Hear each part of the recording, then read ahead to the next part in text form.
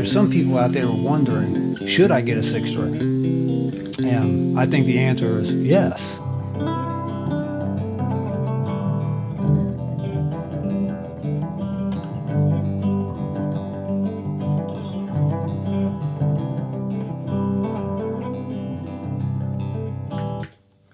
So I made a video about this bass and got a lot of comments and questions. And one of them being about the size of the bass and the weight. I had two other Ibanez besides this one. I had a premium and a prestige. And the problem I have with those was the string spacing. See, after playing for 20 years on 4-string, before I picked up even a 5-string, you just get used to that string spacing. So for other people, 16 and a half might feel fine, or if you're a younger bass player.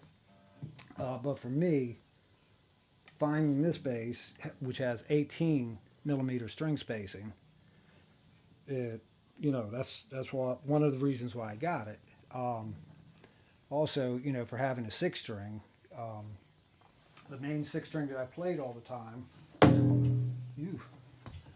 was my Warwick, but you start to wear it out.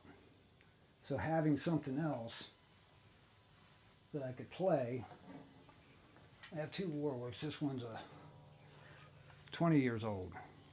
And it's seen better days, but it's still a nice bass. And just having something other than those two that I could play. Now, playing a 6-string, I play in a classic rock band, one of the bands I play in, and, I hardly ever need a 6-string bass. So, while I'm playing with the classic rock band, jazz, this was my go-to bass. So most of the songs don't need a B string or a C string. And if it were something that needed a B string, went to the Music Man, of course. Big old heavy Music Man. The weight's not that bad. Now,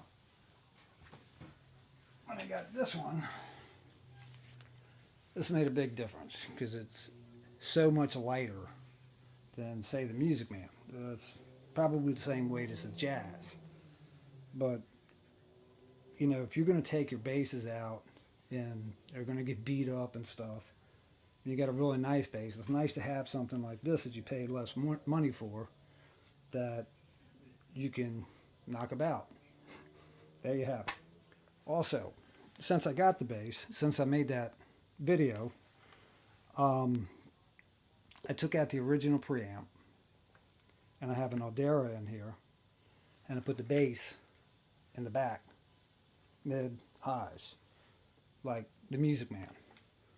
Saves you from getting mixed up. And also I have Aldera, I believe it's pronounced Aldera.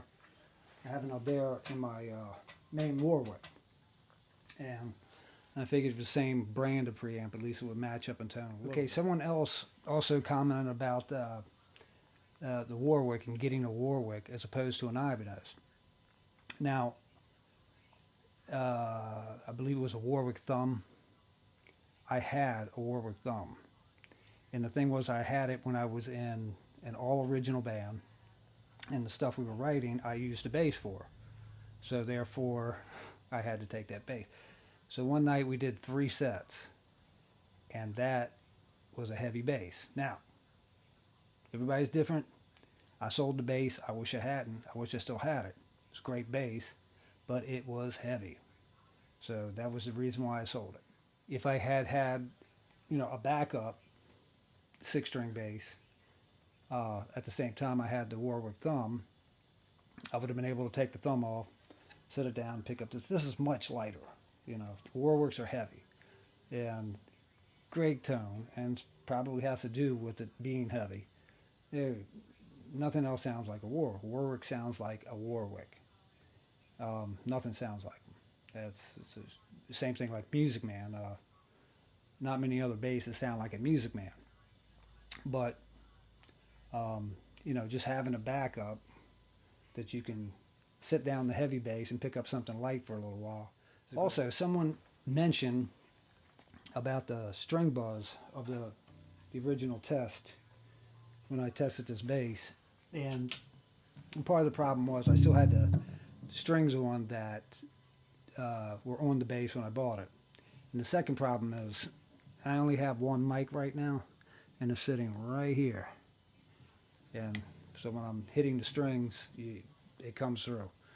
But I put it on a stick so I can move it back and forth and get it out of the way if I have to record. But anywho, got a heavier gauge string on it now.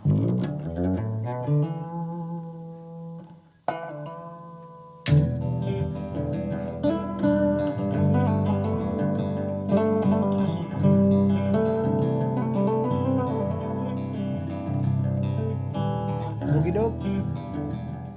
There's some people out there wondering, should I get a 6-string?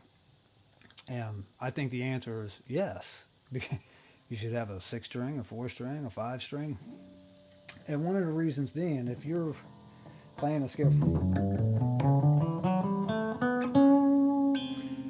you can play all in one place. With a 4-string, you find yourself jumping up and down. Starting parts here that you have to move up and down. And another thing is chords. Just